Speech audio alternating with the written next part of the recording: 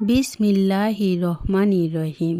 বিশ্ব আধ্যাত্মিক জ্ঞান সঞ্চার দরবার শরীফের প্রতিষ্ঠাতা আমার মুর্শিদ কেবলা গাউসুল আজম শামীম আলী চিশতির দরবার হইতে আমি কুলসুম চিশতি আপনাদের সকলকে জানাই আন্তরিক শুভেচ্ছা ও অভিনন্দন।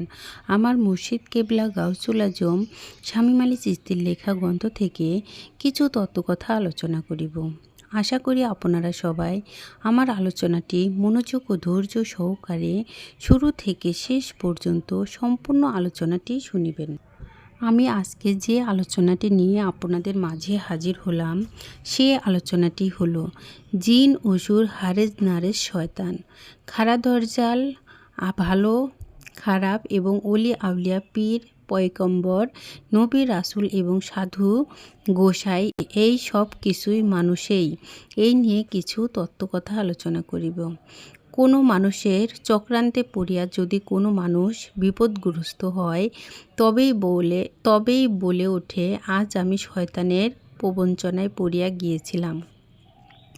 যেই শয়তানের দ্বারা তুমি প্রবঞ্চনায় পড়িয়া গিয়াছিলাম সে কিন্তু মানুষের শুরুতেই ছিল, আর আমাকে তোমাকে প্রবঞ্চনায় ফেলে গেল। যেই প্রবঞ্চনায় ফেলে আমাকে বিপদের মুখে ফেলে গেল, আবার কোনো ভালো মানুষ এসে তোমাকে উদ্ধার করিয়া গেল। তখনই বলিয়া থাকি, আল্লাহ তাআলা আমায় রক্ষা করিয়াছেন। তবে দেখা গেল যেই মানুষটি আমায় রক্ষা করিয়া গেল সেও কিন্তু মানুষ শুরুতেই ছিল।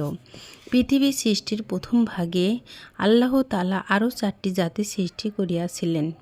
কি কি? জিন অসুর হারেজ নারেজ, এই 4টি জাতিকে সৃষ্টি করেছিলেন আল্লাহ তাআলার ইবাদতের উদ্দেশ্যে। দেখা গেল পৃথিবীতে আসিয়া তারা মারামারি, কাটাকাটি, হিংসা, নিন্দা, জুলুম, অত্যাচার এবং ধর্ষণ মা বোনও চিনত না, কেউ কাউকে মানত না। তাই আল্লাহ প্রলয় এর মাধ্যমে জিন অসুর হারেজ নারেজদেরকে মৃত্যু দিলেন। আল্লাহ তাআলা সেই মৃত্যুতে তাদের দেহে ধ্বংস হইয়া গিয়াছিল, কিন্তু রুহের তো ধ্বংস হয় নাই। আমি বলতে চাচ্ছি যে রুহের তো মৃত্যু হয় না, তাহলে এই রুহগুলি এখন কোথায়? নিশ্চয় আমাদের মাঝেই আছে এবং চলাফেরা করতেছে। তাহলে ওরা কারা এবং কোথায়? যদি কোনো মানুষের মধ্যে দেখতে পাই সন্ত্রাসী করিতেছে এবং শুধু মানুষের ক্ষয়ক্ষতি করিতেছে, তখনই বুঝে নেব সেই জিন অসুরদের মধ্যে সেও একজন ব্যক্তি। জিন অসুর হারেজ নারেজ তাহাদের মৃত্যুর পরে রুহে লেগে থাকা মারামারি, কাটাকাটি, হিংসা, নিন্দা, শুধু ক্ষয়ক্ষতি করা, তাহাদের জ্ঞান চরিত্রগুলি যদি কোনো মানুষের মাঝে পাওয়া যায় তাহলে বুঝে নেওয়ার কয়েকটি ধারা আছে। কোরআন অনুসারে দেহের মৃত্যু নাই, ধ্বংস নাই। ওই জিন অসুরদের রুহগুলি এখন কোথায়? এখন সেই রুহগুলি পশুতে জন্ম নিয়েছে, কিন্তু আর কিছুটা মানুষের জন্ম নিয়েছে। যেই রুহগুলি মানুষে জন্ম নিয়েছে সেই রুহগুলি অন্যদের চেয়ে একটু ভালো, তাই তাহারা মানুষ জন্ম হইয়াছে। যতটুকু ভালো ততটুকু ভালোতেই সন্ত্রাসী, ক্ষয়ক্ষতি, হিংসা, নিন্দা করিতেছে। এর চেয়েও বেশি খারাপগুলি পশুতে জন্ম নিয়েছে। তবে বলতে চাই যে মানুষই সবাই কর্মদোষেই পশু ও মানুষ অমানুষ হইয়া আছে। আরও বলা আছে, পশুর জন্মটাই জাহান্নাম। পশুর জীবন কখনো শান্তি নাই, আর অশান্তির আরেক নাম হলো দোজখ এবং জাহান্নাম। এই খারাপ চরিত্রের রুহ জন্ম নিয়া খারাপই করিতেছে। আবার দেখা যায় যে কোনো খারাপ চরিত্রের কোনো মানুষ আল্লাহর অলি আউলিয়ার সঙ্গ পেয়ে গেল, তখন সেই খারাপ জিন অসুরদের মতো স্বভাব চরিত্রের লোকও ভালো হইয়া যায়। অলি আউলিয়াদের রুহের একটি পাওয়ার থাকে, সেই পাওয়ারকেও অনেক খারাপ আত্মা বা রুহ খারাপ করিয়া টিকে থাকতে পারে না। তখনই খারাপ মানুষটির জ্ঞান বিবেক জাগ্রত হইয়া আল্লাহর প্রতি ভয়, ভক্তি, প্রেম জাগিয়া যাইতে থাকে।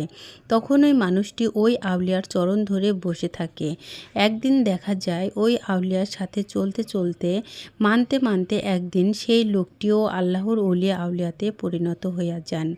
সেই মানুষটির মধ্যে কোনো খাবারের লেশ পর্যন্ত থাকে না। এই বইটির মধ্যে এই কথাটা খুব বেশি বলিয়াছি যে আল্লাহ বলিয়াছেন, হে বান্দা বান্দিগণ, তোমরা সর্বসময় খেয়াল রাখিও এই কথাটি, সালেহীন সিদ্দিকিন মুমিনিন মুত্তাকিনদের সাথে বেশি চলাফেরা ওঠা বসা করিও।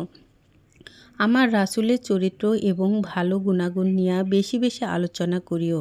তাহলে তোমরা কোনো দিন কখনো পথভ্রষ্ট হবে না। আল্লাহ তাআলার এই কথা মানিয়া চলার মতো তৌফিক দান করুন। আমি যে আলোচনাটি আপনাদের সামনে করেছি, এই আলোচনাটি আপনাদের কাছে কতটুকু ভালো লেগেছে?